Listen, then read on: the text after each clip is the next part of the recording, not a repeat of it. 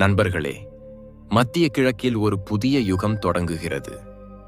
கற்பனை செய்து பாருங்கள், ஒரு காலத்தில் அமெரிக்காவின் இராணுவ வலிமைக்கு அழிக்க முடியாத கோட்டையாக மேற்கு ஈராக்கில் உள்ள ஐன் அல் அசத் ஏர்பேஸ் இப்போது முழுமையாக ஈராக்கின் கைகளில் வந்துவிட்டது. இது வெறும் ஒரு இராணுவ தளமாற்றம் மட்டுமல்ல, இது ஒரு வரலாற்று திருப்பம். ஈராக் தனது இறையாண்மையை, தனது எதிர்காலத்தை முழுமையாக தானே தீர்மானிக்கும் அளவுக்கு வந்துவிட்டது என்பதற்கு தெளிவான அடையாளம். மேலும் இந்த மாற்றம் நமது இந்தியாவுக்கும் எவ்வளவு நல்ல வாய்ப்புகள், லாபங்கள் கொண்டு வருகிறது. நமது பொருளாதார வளர்ச்சி, எரிசக்தி பாதுகாப்பு, மக்களின் பாதுகாப்பு எல்லாமே வலுப்படும்.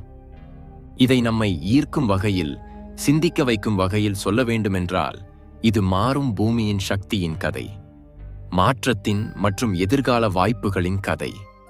கற்பனை செய்து பாருங்கள், மேற்கு ஈராக் பாலைவனத்தின் நடுவில் உள்ள இந்த பரந்த, மிக வலிமையான ஏர்பேஸ் பல ஆண்டுகளாக அமெரிக்கா இராணுவ வீரர்களுக்கு முதன்மை ஆதாரமாக, போர்க்கள உத்தரவுகளின் மையமாக இருந்தது.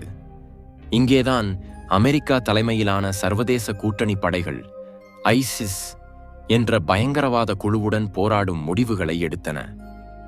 ஆனால் இப்போது 2026 ஜனவரி தேதியின் போது கடைசி அமெரிக்கன் இராணுவ வீரனும் போய்விட்டான். ஈராக் பாதுகாப்பு அமைச்சகம் தெளிவாக, அதிகாரப்பூர்வமாக உறுதிப்படுத்தியது, இந்த முக்கியமான உத்தரவாத தளம் முழுமையாக எங்கள் கட்டுப்பாட்டில் உள்ளது என்று. அமெரிக்காவுக்கு சொந்தமான எந்த இராணுவ உபகரணங்கள், ஆயுதங்கள், வாகனங்கள் ஒன்று கூட மீதமில்லை. ஒரு பாதுகாப்பு அதிகாரி பெயர் சொல்லாமல் பேசுகையில், இந்த திரும்பப் பெறுதல் முழுமையாக, அமைதியாக, முழுமையாக நடந்தது. மேலும் அது திரும்ப மாற்ற முடியாத நிரந்தர மாற்றம் என்று கூறினார். இது ஈராக் மக்களுக்கு ஒரு வெற்றி, மற்றும் நமது இந்தியாவுக்கும். ஏனென்றால் மத்திய கிழக்கில் ஸ்திரத்தன்மை அதிகரித்தால் நமது எரிசக்தி விநியோக சங்கிலி மேலும் பாதுகாப்பாக, மலிவாக மாறும். இந்த பேஸ் இப்போது ஈராக்கிய கொடியை மட்டுமே பறக்க விடுகிறது, அமெரிக்கா அல்லது பிற வெளிநாட்டு படைகள் இல்லாமல். இது பிராந்திய சக்திகளின் சமநிலையில் ஒரு தீர்மானகரமான மாற்றத்தை குறிக்கிறது. ஈராக் தனது சுதந்திரத்தை, சுயமரியாதையை மீண்டும் முழுமையாக பெறுவது தெளிவான அடையாளம். சனிக்கிழமை ஈராக் இராணுவ தலைமை அதிகாரி லெப்டினன்ட் ஜெனரல் அப்துல் அமீர் ரஷீத் யாரல்லா அங்கு சிறப்பாக வந்தார். அமெரிக்கா இராணுவ வீரர்கள் போன பிறகு பொறுப்புகள், கடமைகளை ஈராக்கிய இராணுவ பிரிவுகளுக்கு ஒப்படைப்பதை அவர் நேரடியாக கண்காணித்தார்.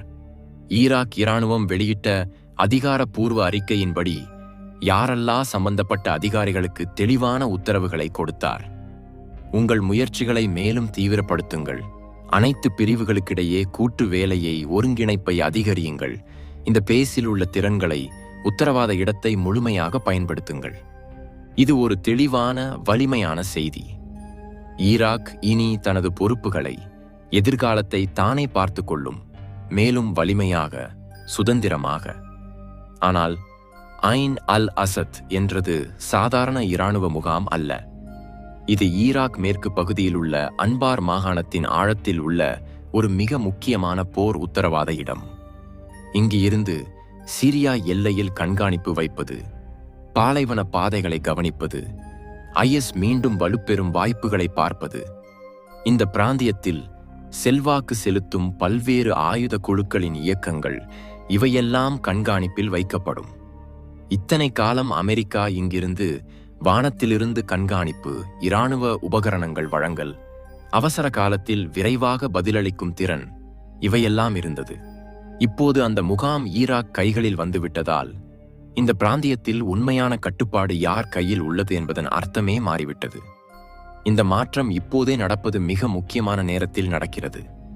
ஒரு பக்கம் ஈரான், இஸ்ரேல் இடையே உரசல் மிக அதிகமாக உள்ளது.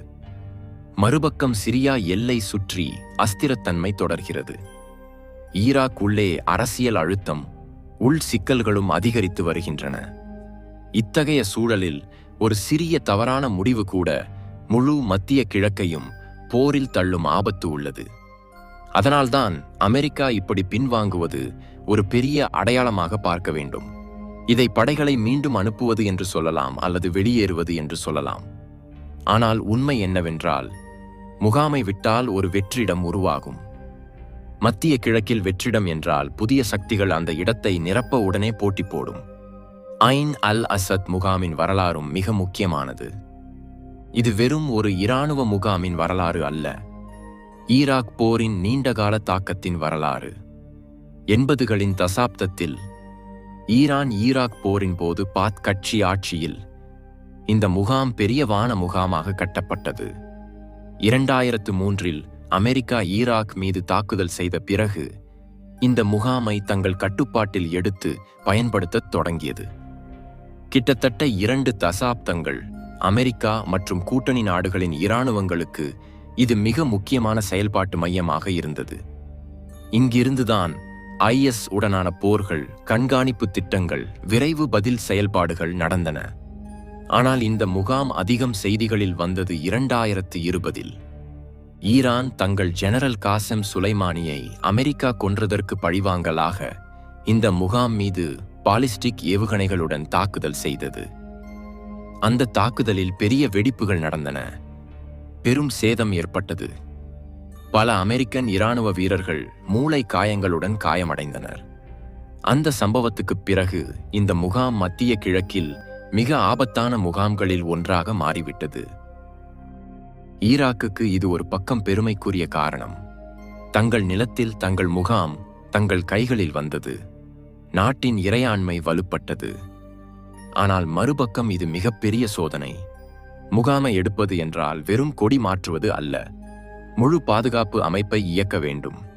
எல்லை பாதுகாப்பு, வான கண்காணிப்பு, ட்ரோன் அடையாளம் காணல், ஏவுகணை தாக்குதல்களை தடுக்கும் அமைப்புகள், முகாம் உள்ளே உளவாளிகளை கண்டுபிடிப்பது, இவையெல்லாம் ஒரே சமயத்தில் செய்ய வேண்டும். இத்தகைய முகாமில் மிகப்பெரிய அச்சுறுத்தல் காணாத எதிரிகளிடமிருந்து வரும். ராக்கெட்டுகள், மார்ட்டர்கள், ட்ரோன்கள், உள்ளிருந்து அடிக்கும் செயல்கள். இப்போது கேள்வி என்னவென்றால், ஈராக் இராணுவம் இத்தகைய பொறுப்பை நிர்வகிக்க முடியுமா? உண்மை என்னவென்றால், ஈராக் இராணுவம் முன்பு போல் பலவீனமாக இல்லை. IS உடனான போர் அவர்களுக்கு உண்மையான போர் அனுபவத்தை கொடுத்தது.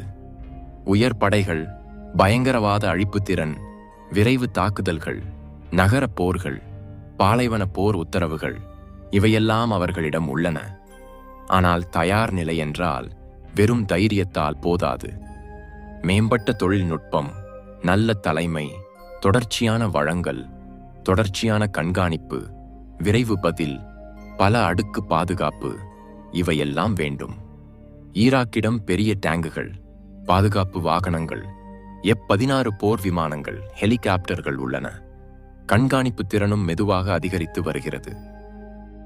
ஆனால் ஈராக்குக்கு உண்மையான சவால் வெளியே உள்ள எதிரி அல்ல, உள்ளே உள்ள சிக்கல்கள்.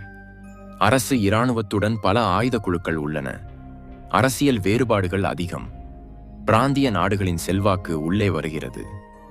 அமெரிக்கா இருப்பு குறைந்தால் சில குழுக்கள் இதை வாய்ப்பாக பார்த்து தங்கள் செல்வாக்கை அதிகரிக்க விரும்பும். IS ரகசிய படைகளும் வெற்றிடத்தை பயன்படுத்த விரும்பும். முகாம் என்றால் வெறும் இராணுவ தளம் மட்டுமல்ல, அது செல்வாக்கின் அடையாளம். அமெரிக்கா இருப்பது என்றால் மேற்கு நாடுகளின் இருப்பு தெளிவாக தெரியும். இப்போது ஈராக் எடுத்தால் ஈரான் ஆதரவு குழுக்கள் வெற்றியாக பார்க்கும். வளைகுடா நாடுகள் எச்சரிக்கையாக பார்க்கும். இஸ்ரேல் புதிய பாதுகாப்பு அச்சுறுத்தலாக நினைக்கும். அமெரிக்கா முழுமையாக வெளியே போவதாக இல்லை. இராணுவ வீரர்கள் எண்ணிக்கை குறைந்தாலும் ட்ரோன்கள், செயற்கைக்கோள்கள், தொலைவிலிருந்து செயல்பாடுகள் தொடரும். இது குறைந்த தெரியும் தன்மையுடன் அதிக கட்டுப்பாட்டை தொடரும் முறை. ஈராக் ஜெனரல்கள் முகாம் ஆய்வு, இராணுவ வீரர்கள் தயார் நிலை. இது வெறும் பாதுகாப்பு ஏற்பாடு அல்ல. உள்ளே உள்ள மக்களுக்கு, வெளியே உள்ள எதிரிகளுக்கு இது ஒரு மனதளவு செய்தி. நாங்கள் கட்டுப்பாட்டில் உள்ளோம், நாங்கள் தயாராக உள்ளோம். ஈராக் இப்போது 3 பெரிய சவால்களுக்கு நடுவே நிற்கிறது.